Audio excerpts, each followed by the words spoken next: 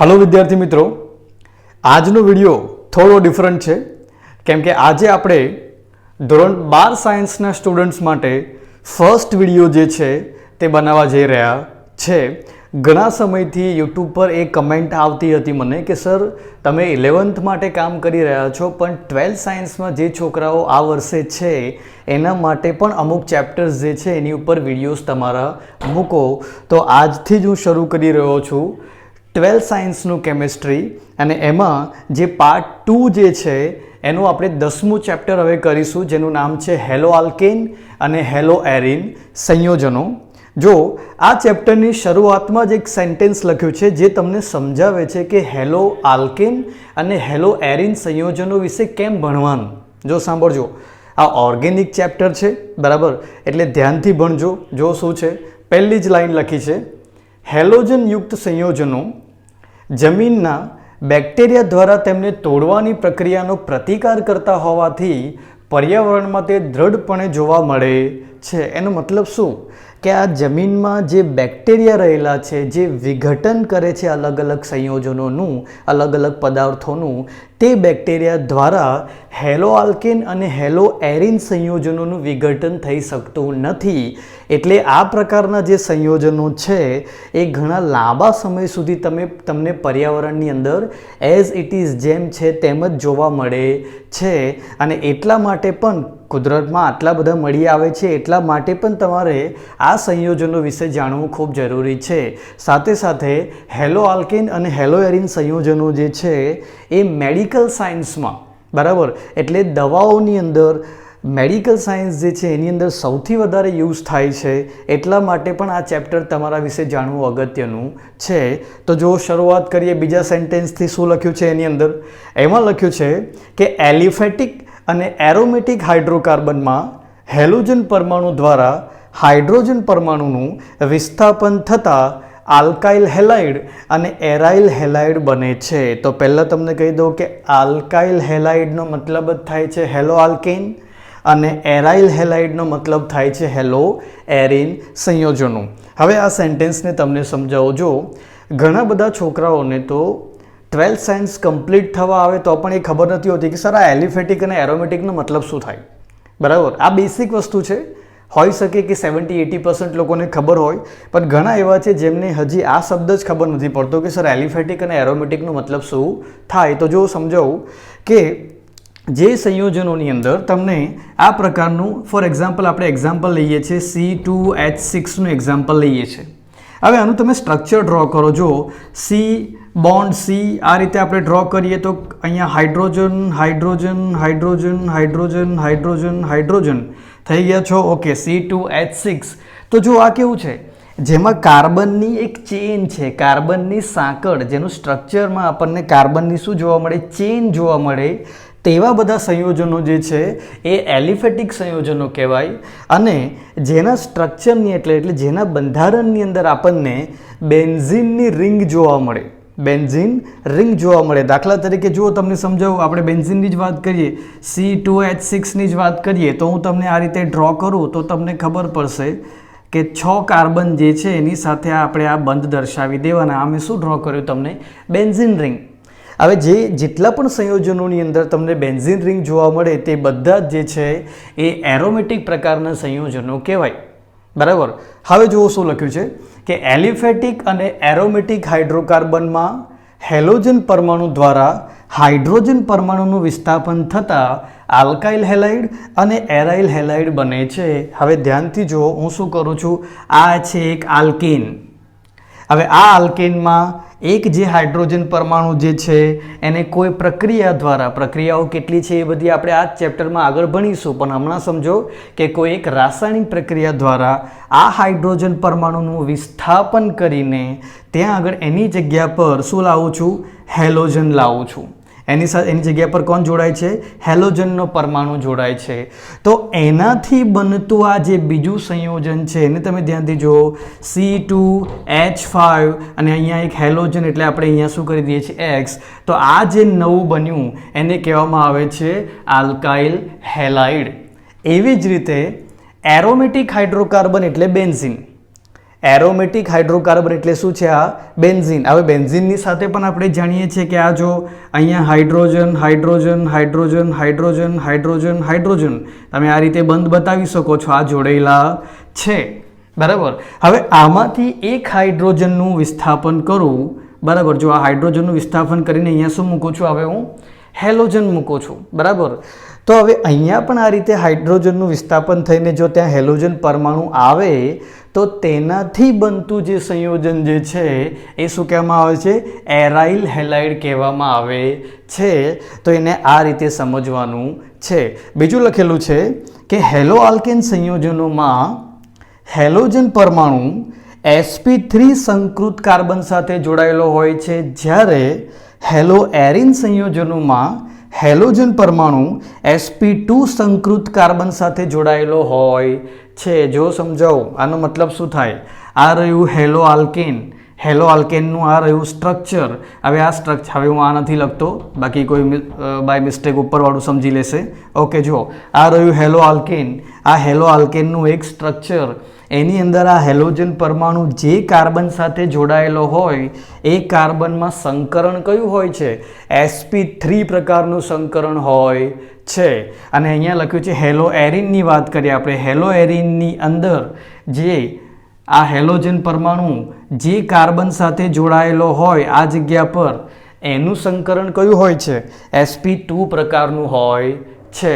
હવે કોઈ કહેશે કે સર બુકમાં તો લખીને આપેલું છે પણ અમારે આ બધું યાદ રાખવાનું, અમને કેમનું ખબર પડશે કે સર અહીંયા આગળ sp3 જ છે અને આ જગ્યા પર જે છે sp2 છે?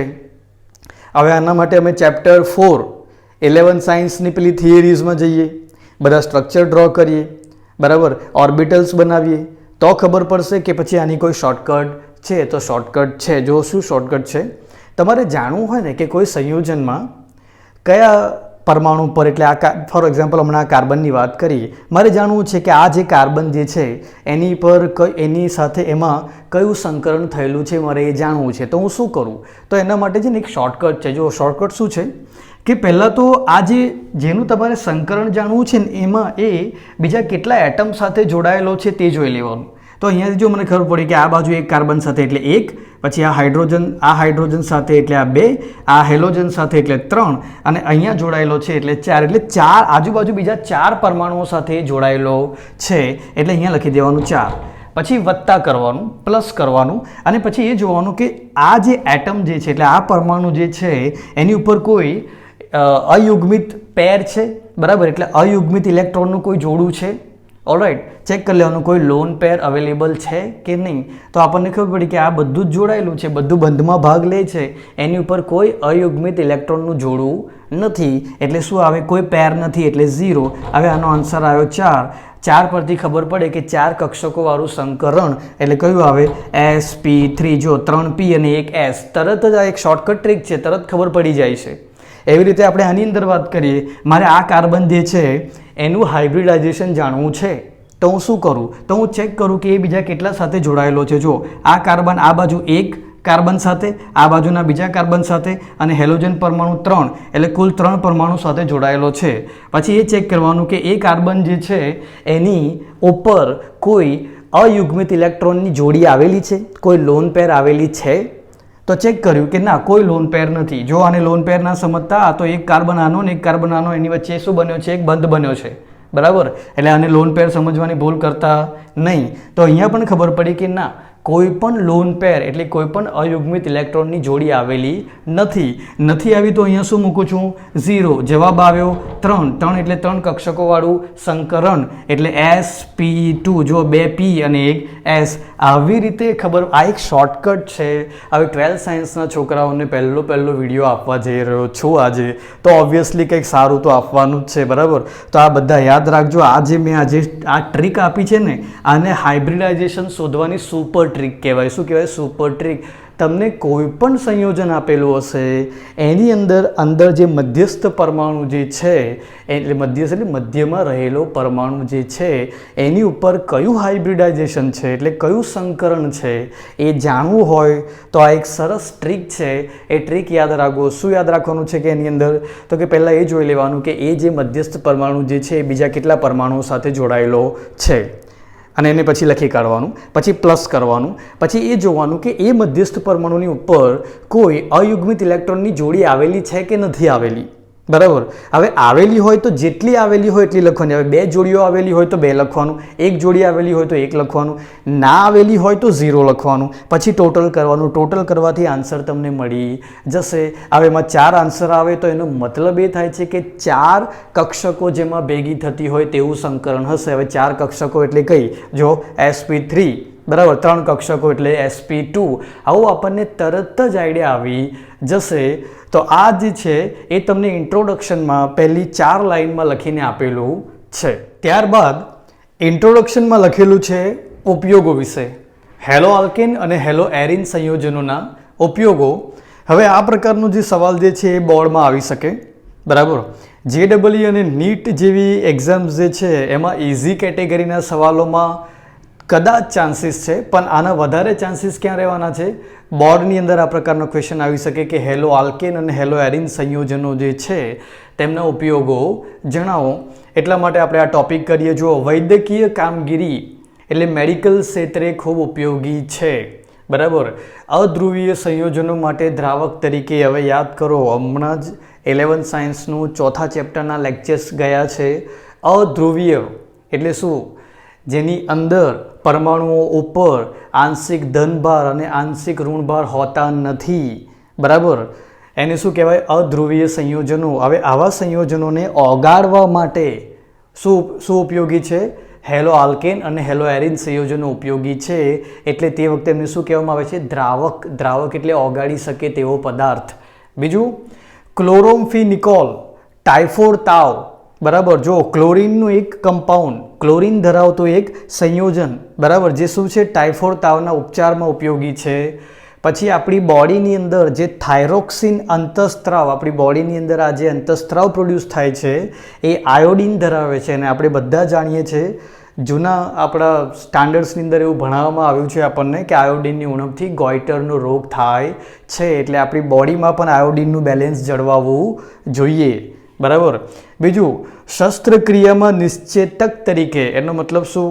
નિશ્ચેતકનો મતલબ તમે જોતા હશો કે જ્યારે પણ કોઈ સર્જરી થાય ત્યારે જે પેશન્ટ હોય એને પહેલાં નિશ્ચેત કરવામાં આવે. એનો મતલબ શું? કે એને બેભાન કરવામાં આવે. તો એના માટે પણ જે સંયોજનો યુઝ થાય છે તે કયા હોય છે?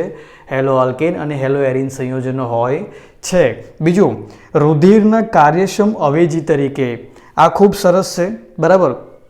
આ જે છે એ PFCs કહેવાય છે, પરફ્લોરોકાર્બન્સ કહેવાય છે. આ એવા સંયોજનો જે છે એ આર્ટિફિશિયલ બ્લડ તરીકે એટલે કૃત્રિમ રુધિર તરીકે, કૃત્રિમ બ્લડ તરીકે આપણે શું કરીએ છીએ? એનો યુઝ કરી શકીએ છીએ. જ્યારે સર્જરી ચાલતી હોય તે દરમિયાન આનો ઉપયોગ કરવામાં આવી અને જે પેશન્ટ હોય એના લંગ એટલે ફેફસાની અંદર ઓક્સિજનને એબ્ઝોર્બ કરાવવામાં આવે, ઓક્સિજનનું શોષણ કરાવવામાં આવે, જેથી એના દરેક અંગો સુધી ઓક્સિજન પૂરતા પ્રમાણમાં પહોંચી શકે. એટલે બ્લડ જે છે એના એક ઓપ્શન તરીકે, એટલે બ્લડના એક અવેજી તરીકે આ સંયોજનો યુઝ થાય છે. તો આ પ્રકારે તમારે પોઈન્ટ્સ બનાવી અને એને યાદ રાખી લેવા. અને હવે જોઈએ હેલો આલ્કેન અને હેલો એરિન સંયોજનોનું વર્ગીકરણ. હવે વર્ગીકરણ એટલે શું? વર્ગીકરણનો મતલબ થાય એમાં રહેલી ખાસિયતોના આધારે આપણે એમને જે અલગ અલગ કેટેગરીમાં વહેંચીએ છીએ તે.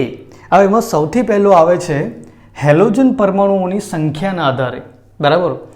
હેલો આલ્કેન અને હેલો એરિન સંયોજનોનું વર્ગીકરણ શેના આધારે? હેલોજન પરમાણુઓની સંખ્યાના આધારે. જો સમજાવું કેવી રીતે?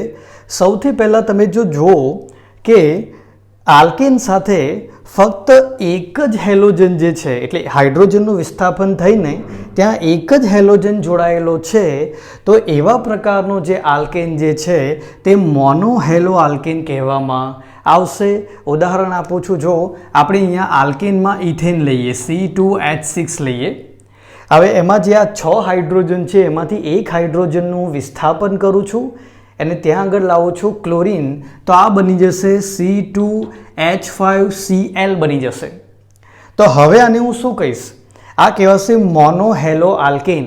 અને આનું નામ બનાવવા જાઉં તો કેવી રીતે બનશે? જો મોનો હેલોજનની જગ્યા પર આવશે ક્લોરીન એટલે મોનોક્લોરો, અને આપણે આલ્કેનમાં શું લીધું છે? ઇથેન, એટલે આ બની જશે મોનોક્લોરો ઇથેન.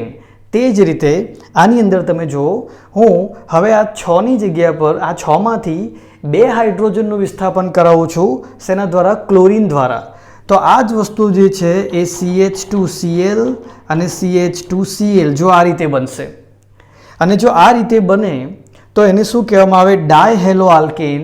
હવે અહીંયા આપણે ઇથેન લીધો છે એટલે ડાય, પછી ક્લોરીન ગ્રુપ ક્લોરીનને અટેચ કર્યું છે એટલા માટે આપણે એને ડાયક્લોરો કહીશું, અને એના પછી લખી દઈશું ઇથેન. એટલે આનું નામ આ જે છે એ બની જશે ડાયહેલો આલ્કેનનું એક ઉદાહરણ. શું નામ આપીશું? ફરી એકવાર બોલો, ડાયક્લોરો ઇથેન બની જશે. સ્ટ્રક્ચર જોવું હોય તો એ પણ જોઈ શકીએ. જો ચેક કરો, કાર્બન કાર્બન, હાઇડ્રોજન હાઇડ્રોજન, અહીંયા પણ હાઇડ્રોજન, અહીંયા હાઇડ્રોજન, અહીંયા હાઇડ્રોજન, અહીંયા હાઇડ્રોજન. હવે આપણે શું કરીશું કે 2 હાઇડ્રોજનનું વિસ્થાપન ક્લોરીન દ્વારા કરીશું. તો જો CH2Cl CH2Cl જો દેખાય છે તમને, એટલે આપણે કહી શકીએ કે ડાયક્લોરો, બરાબર. જો ડાયક્લોરો, અને બાકી શું છે? 2 કાર્બનવાળું શું છે? એટલે ઇથેન છે. તે જ રીતે આપણે નીચેની વાત કરીએ. આપણે અહીંયા જે 3જા નંબર પર આપેલું છે એમાં જુઓ, કાર્બન કાર્બન કાર્બન, અહીંયા હાઇડ્રોજન, એની સાથે hydrogen hydrogen hydrogen hydrogen hydrogen, અહીંયા હાઇડ્રોજન, અહીંયા હાઇડ્રોજન. આ શું છે? આ પ્રોપેન છે. હવે પ્રોપેનના 3 હાઇડ્રોજનનું વિસ્થાપન કરીને ત્યાં ક્લોરીન ક્લોરીન ક્લોરીન આવી રીતે અટેચ કરું. ક્લોરીન જો ત્યાં જોડાય તો આ જો 1 2 ને 3, 3 એટલે આગળ શું લાગે? ટ્રાય. કયો હેલોજન છે? તો કે ક્લોરીન, એટલે ત્યાં લાગશે ક્લોરો, એટલે ટ્રાયક્લોરો. અને આ આલ્કેન કયો છે? એટલે પ્રોપેન. અને ધ્યાનથી જો CH2Cl છે, CH2 અને પછી X. હવે જો CH2 અને Cl, અને આમાં જુઓ ખાલી CH અને પછી Cl, એટલે આ પ્રકારનું સ્ટ્રક્ચર તૈયાર થાય છે. જો આમાં તમે ક્લોરીનનું ઉદાહરણ લો તો આ શું બની જશે? ચેક કરો, ટ્રાયક્લોરો પ્રોપેન બની જશે. તો આ રીતે તમે મોનો, ડાય અને ટ્રાયહેલો આલ્કેન જે છે એને ઉદાહરણ દ્વારા સમજી શકો છો. એના પછી આપણે બેન્ઝીન રિંગવાળા જે હેલોએરિન સંયોજનો છે એમની વાત કરીએ તો ક્લિયર છે. જુઓ કે 1 હાઇડ્રોજનનું વિસ્થાપન થઈને ત્યાં આગળ 1 હેલોજન આવશે, 1 હેલોજન પરમાણુ આવશે તો મોનોહેલો. દાખલા તરીકે ક્લોરીન ત્યાં આગળ મૂકી દો તો ક્લોરોબેન્ઝીન બનશે. એવી રીતે 2 ક્લોરીન હોય તો ડાયક્લોરોબેન્ઝીન, 3 ક્લોરીન હશે તો ટ્રાયક્લોરોબેન્ઝીનનું ઉદાહરણ પોસિબલ છે.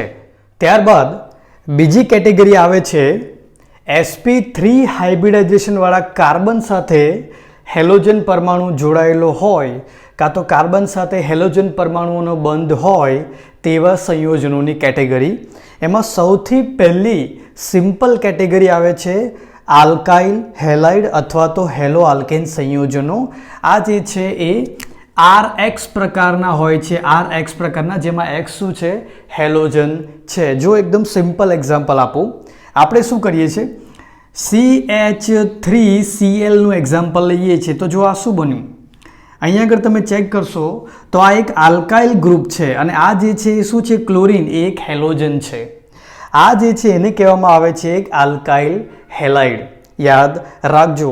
અને એમાં લખ્યું છે, કોઈને જો તમને લોકોને 11 સાયન્સનું જે બેસિક કોન્સેપ્ટ થોડા ઓર્ગેનિક કેમિસ્ટ્રીના યાદ હોય, પાયાના સિદ્ધાંતો યાદ હોય તો તમને ખબર પડશે. આલ્કાઇલ ગ્રુપ્સ કયા કયા? Methyl group, ethyl group, propyl group, આ બધું યાદ કરો. જો એકવાર યાદ કરાવી દઉં છું, CH3 CH2 CH2 બરાબર, methyl group, ethyl group, propyl group, પછી આઇસોપ્રોપાઇલ ગ્રુપ. આ બધું જો હમણાં યાદ ના આવતું હોય તો એકવાર 11 સાયન્સની જે ટેક્સ્ટ બુક જે છે એ ટેક્સ્ટ બુકમાં જે કાર્બનિક રસાયણના જે પાયાના સિદ્ધાંતોવાળું કાં તો જે બેસિક કોન્સેપ્ટ ક્લિયર કરનારું જે ચેપ્ટર જે છે એ ચેપ્ટર એકવાર રિવાઇઝ કરી લેજો. જો અહીંયા આપણે શું ભણી રહ્યા છે તો કે ચેક કરો આ કન્ડિશન સેટિસ્ફાઈ થાય છે કે નહીં એ ચેક કરી લો. તો કે હા, જો આપણે આને જોઈએ તો ખબર પડશે આ ક્લોરીન જે છે એટલે હેલોજન જે છે એ જે કાર્બન સાથે જોડાયેલો છે એ કાર્બનનું હાઇબ્રિડાઇઝેશન એટલે એ કાર્બનનું જે સંકરણ જે છે કયું છે? sp3 છે. એ કેટેગરીમાં આવે છે આ આલ્કાઇલ હેલાઇડ. હવે અહીંયા લખ્યું છે કે એમનું જે જનરલ સૂત્ર એટલે એમનું સામાન્ય સૂત્ર જે છે આ પ્રમાણે હોય છે. તો જો સમજાવો, બીજું એક એક્ઝામ્પલ લઈ લઈએ આપણે. CH3CH2Cl બરાબર. આપણે ઇથાઇલ ક્લોરાઇડનું એક્ઝામ્પલ લઈ લઈએ. આ મિથાઇલ ક્લોરાઇડ હતું બરાબર. તો એની અંદર ચેક કરો, જો કાર્બનની સંખ્યા તમે મૂકી, અહીંયા કાર્બનની સંખ્યા જો પહેલામાં 1 હતી તો હાઇડ્રોજનની સંખ્યા 2 × 1 + 1, 2 × 1 + 1 એટલે 2 + 1 કેટલું થાય? 3. જો 3 છે કે નહીં, અને એના પછી શું આવે? હેલોજન આવે. એ જ રીતે આમાં જો કાર્બનની સંખ્યા જો 2, તો અહીંયા 2 મૂકો તો 2 × 2, 2 × 2 4, 4 + 1 5. જો અહીંયા આગળ ચેક કરો હાઇડ્રોજન 3 ને 2 5 છે કે નહીં. તો એમ કરતાં કરતાં તમે આગળ મિથાઇલ, ઇથાઇલ, પ્રોપાઇલ, બ્યુટાઇલ એમ આખી સિરીઝ જે છે સમાન ધર્મી બરાબર, એટલે એક જ ધર્મનો મતલબ શું છે કે એક જ સામાન્ય સૂત્ર ફોલો કરતું હોય એ પ્રકારની એક શ્રેણી આ પ્રકારના સંયોજનમાં તૈયાર થાય છે. પછી પાછું આની અંદર બીજી વધારાની 3 કેટેગરી આવે છે. કેવી 3 કેટેગરી આવે છે એ સમજાવું જો. તો કે આ જે હેલોજન જોડાયેલો હોય એવો કાર્બન કેવો છે જેમાં sp3 સંકરણ થયેલું છે તે. હવે હેલોજન જેમાં જોડાયેલો હોય એવા કાર્બન સાથે જો એક જ આલ્કાઇલ ગ્રુપ જોડાયેલું હોય, એક આલ્કાઇલ ગ્રુપ જોડાયેલું હોય, જો હેલોજન સાથે જે કાર્બન છે એની સાથે વાત કરું છું, એક આલ્કાઇલ ગ્રુપ જોડાયેલું હોય તો એને પ્રાઇમરી પ્રકારના આલ્કાઇલ કહેવાશે. પછી અહીંયા જે વધ્યું એમાં શું આવશે? હાઇડ્રોજન અને હાઇડ્રોજન.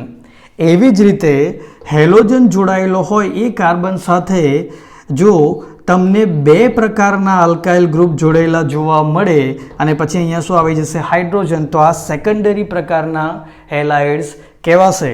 અને એ જ રીતે હેલોજન જે કાર્બન સાથે જોડાયેલો હોય એની સાથે તમને 3 R dash, R double dash અને R ટ્રિપલ ડેશ એમ 3 પ્રકારના આલ્કાઇલ ગ્રુપ જોડાયેલા જોવા મળે.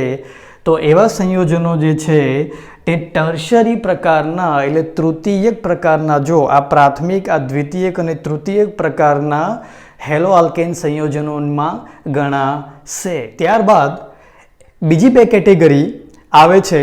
હવે સાંભળજો, હજી પણ આપણે જે મેઇન ક્લાસિફિકેશન મુખ્ય વર્ગીકરણ તો શું ચાલી રહ્યું છે? જ્યાં હેલોજન પરમાણુ એવા કાર્બન સાથે જોડાયેલો હોય જેની ઉપર sp3 પ્રકારનું સંકરણ હોય એની જ આ કેટેગરી હજી ચાલુ રહી છે. એમાં બીજા 2 આવે છે, એક એલાઇલિક હેલાઇડ અને બેન્ઝાઇલિક હેલાઇડ.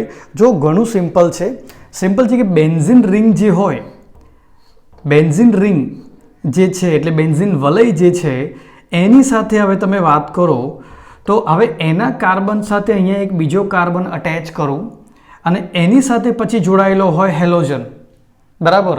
તો આ પ્રકારનું જે સંયોજન જે છે એ શું કહેવામાં આવશે? બેન્ઝાઇલિક હેલાઇડ કહેવામાં આવશે. કેમ કે કમ્પલસરી કન્ડિશન શું છે કે જે કાર્બન છે એની સાથે જે કાર્બન છે એની પર sp3 સંકરણ હોવું જોઈએ. હવે આપણે જાણીએ છીએ કે બેન્ઝિનના તો આ 6 કાર્બનમાં કયું હોય છે? sp2 હોય છે, sp3 હોતું નથી. એટલે આ કાર્બન સાથે શું કરવાનું? આ કાર્બન સાથે આ કાર્બન જોડ્યો.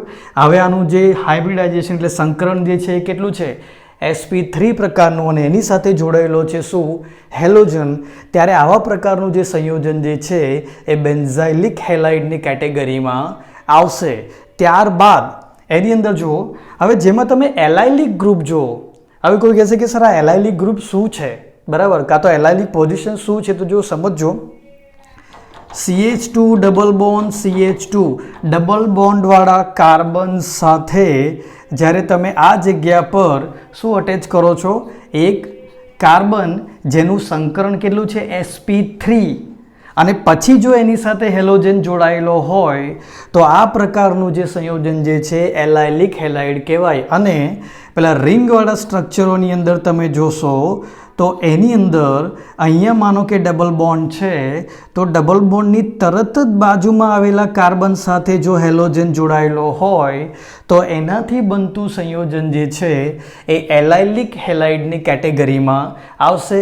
બહુ જ ધ્યાન રાખવાનું, ડબલ બોન્ડવાળા કાર્બનની સાથે જોડાયેલો sp3 સંકરણવાળો કાર્બન અને એની સાથે જોડાયેલું એક અને બીજું રિંગવાળા સ્ટ્રક્ચરોની અંદર ડબલ બોન્ડ જે છે એની બાજુના, ડબલ બોન્ડ જ્યાં હોય એની બાજુના કાર્બન સાથે જોડાયેલું હેલોજન બરાબર.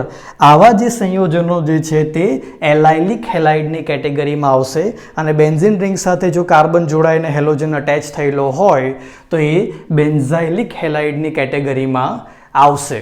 વર્ગીકરણમાં ત્રીજી કેટેગરી આવે છે એવો કાર્બન જેની અંદર sp2 સંકરણ થયેલું છે અને એની સાથે જો હેલોજન જોડાય ત્યારે જે બંધ બને એવા બંધ ધરાવતા સંયોજનો. જો સમજાવો કેવી રીતે. દાખલા તરીકે આપણે એક એક્ઝામ્પલ લઈએ. આપણે એક્ઝામ્પલ લઈએ છે CH2 bond CHCl, CH2 double bond CHCl.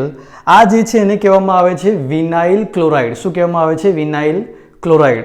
હવે ધ્યાનથી જુઓ, આ વિનાઇલ ક્લોરાઇડમાં શું થયેલું છે તો કે આ ડબલ બોન્ડ છે. આ બંને કાર્બન વચ્ચે શું છે? Double bond.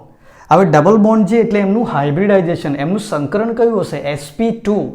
એટલે અહીંયા જે છે એ sp2 સંકરણવાળા કાર્બન સાથે શું જોડાયેલો છે? હેલોજન. જેથી આ પ્રકારનું જે સંયોજન જે છે એને કહેવામાં આવે છે વિનાઇલ હેલાઇડ પ્રકારનું સંયોજન. હવે અહીંયા ક્લોરીન છે એટલે મેં આને નામ આ જે છે એનું નામ શું છે? Vinyl chloride. હવે આમાં એક્ઝામ્પલ લો. આમાં તમે જોશો તો આપણે એરાઇલ એટલે સૌથી પહેલાં આપણે એરોમેટિક રિંગ જે છે એ બતાવીશું. હવે એરોમેટિક રિંગની અંદર આપણે જાણીએ છીએ કે આ પ્રકારે જે છે ડબલ બોન્ડ હોય અને અહીંયા જે કાર્બન હોય કોર્નર પર એ sp2 સંકરણવાળો જ હોય. હવે એની સાથે ડાયરેક્ટ આ રીતે હેલોજન જોડાયેલો હોય, અહીંયા ક્લોરીન જોડ દો, ક્લોરોબેન્ઝીન બનાવી દો. તો એવા પ્રકારના જે હેલાઇડ જે છે એ એરાઇલ હેલાઇડની કેટેગરીમાં આવશે.